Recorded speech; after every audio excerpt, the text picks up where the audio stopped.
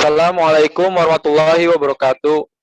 Nama saya Lutfi Fadilah, beserta ketiga teman saya, Dika Nur Ardian, Faisal Al-Hafiz, dan Barkah Hadi Wijaya. Kami dari kelompok 6 akan mempresentasikan tentang ekstrusi langsung dan ekstrusi tidak langsung. Pengertian proses ekstrusi.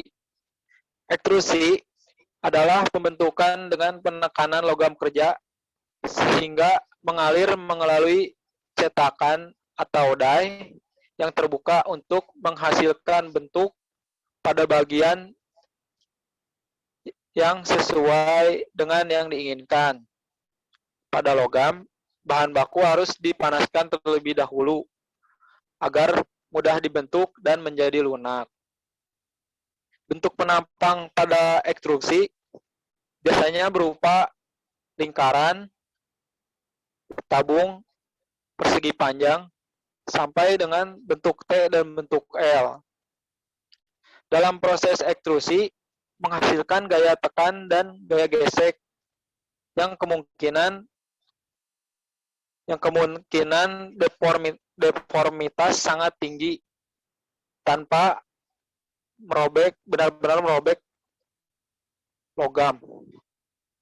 Di ekstrusi ini diklasifikasikan berdasarkan konfigurasi fisik menjadi dua bagian, yaitu ekstrusi langsung atau direct extrusion dan ekstrusi tidak langsung atau indirect extrusion.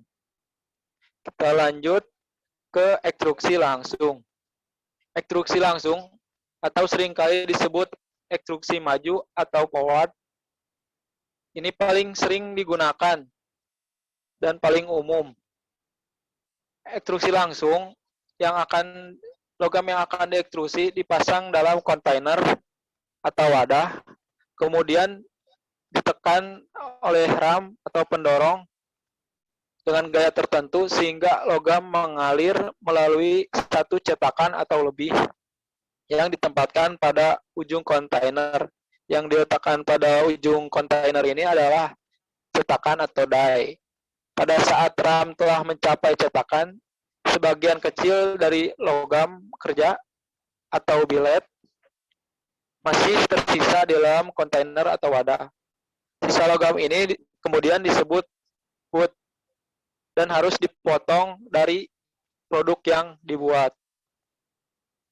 Lanjut, di sini kita bisa melihat gambar proses ekstrusi langsung. Di sini billet atau logam kerja yang tadi dipanaskan terlebih dahulu ditempatkan atau dimasukkan ke dalam kontainer atau wadah. Kemudian didorong oleh ram sehingga billet yang sudah dipanaskan ini terdorong lalu keluar melalui cetakan atau die dan akan menjadi bentuk sesuai yang kita inginkan. Die ini cetakannya biasanya ada yang berlubang atau semi berlubang. Ya, segitu saja materi yang saya sampaikan. Slide selanjutnya atau materi selanjutnya akan disampaikan oleh teman saya. Terima kasih. Assalamualaikum warahmatullahi wabarakatuh. Nama saya Dika Nur Ardian. Saya akan melanjutkan presentasi dari teman saya. Tahapan ekstrusi langsung berlubang. Tahapan tersebut ada 3 tahapan. Yang pertama, tahapan mandrel dipasang pada blok bumi. Yang kedua, tahapan billet ditempatkan di dalam kontainer dan ditekan dengan mandrel. Yang ketiga, logam mengalir melalui ruang bebas antara mandrel dan cetakan terbuka. Ada juga kelebihan dan kelemahan ekstrusi langsung ini. Nah, kelebihan dari ekstrusi langsung ada 3. Yang pertama, tidak perlu melakukan modifikasi billet. Yang kedua, dapat digunakan untuk proses ekstrusi panas dan dingin. Yang ketiga, komponen yang lebih sederhana dibandingkan dengan proses ekstrusi lainnya. Nah, ada juga kelemahan dari ekstrusi logam langsung. Kelemahan yang pertama, membutuhkan gaya tinggi karena terjadi gesekan. Kelemahan yang kedua, ujung logam tertinggal di dalam rongga. Kelemahan yang ketiga, gaya yang dibutuhkan untuk mendorong ram berubah saat pendorong bergerak. Sekian dari saya, terima kasih. Izin memperkenalkan diri, nama saya Barkah Wijaya. Di sini saya akan melanjutkan presentasi dari teman saya. Di sini ekstrusi tidak langsung. Ekstrusi tidak langsung disebut juga ekstrusi ke belakang yang disebut backward extrusion, atau ekstrusi mundur yang disebut reverse extrusion. Ekstrusi tidak langsung ditunjukkan dalam gambar. Cetakan dipasang pada ujung ram yang berlubang pada saat ram menekan benda kerja. Logam yang ditekan akan mengalir melalui lubang ram dalam arah yang berlawanan dengan arah gerakan ram. Selanjutnya yaitu ekstrusi tidak langsung berlubang. Contohnya, cetakan ditempatkan di ujung ram dan ditekan ke bilet sehingga logam mengalir di sekeliling ram menghasilkan bentuk cawan. Terdapat kelebihan dan kelemahan ekstrusi tidak langsung. Kelebihan ekstrusi tidak langsung yaitu pertama, bilet tidak bergerak relatif terhadap kontainer sehingga tidak terjadi gesekan antara bilet dengan dinding kontainer.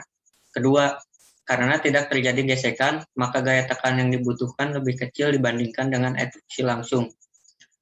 Kelemahannya adalah, pertama, karena ram yang digunakan berlubang, maka kurang kokoh dibandingkan dengan ram pejal pada ekstrusi langsung. Kedua, hasil ekstrusi tidak dapat ditopang dengan baik sehingga sering terjadi deformasi atau pelengkungan akibat gaya gravitasi. Dari materi ini dapat disimpulkan yaitu ekstrusi merupakan proses pembentukan logam atau benda kerja dengan cara mendorong keluar logam di dalam rongga tertutup melalui cetakan untuk mengurangi penampang atau menghasilkan bentuk penampang yang diinginkan. Dan pada proses ekstrusi berdasarkan konfigurasi fisiknya dibagi menjadi dua, yaitu ekstrusi langsung dan ekstrusi tidak langsung. Keduanya mempunyai perbedaan. Ekstrusi langsung atau seringkali dikenal dengan ekstrusi maju, sedangkan ekstrusi tidak langsung seringkali disebut ekstrusi mundur. Sekian dari kelompok kami. Wassalamualaikum warahmatullahi wabarakatuh.